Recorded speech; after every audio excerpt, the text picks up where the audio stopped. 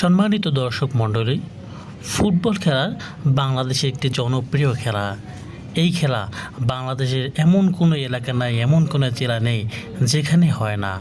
তো এই ঘটনাটি ঘটে যে কোনো একটি গ্রামে ফুটবল খেলার সময় তুমুল উত্তেজনা শুরু হয় এবং দুই পক্ষের ভিতরে বাক বিতণ্ডা চলতে থাকে।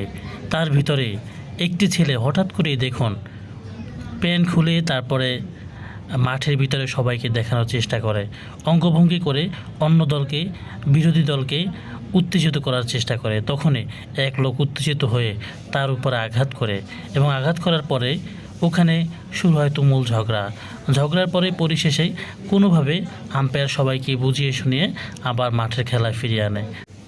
তো বন্ধুরা, আমরা শুধু একটা কথাই বলবো, খেলায় উত্তেজনা থাকা ভালো, কিন্তু অতিরিক্ত উত্তেজিত হয়ে মারামারি কাটাকাটি করা এটা মোটেই কাম্য নয়।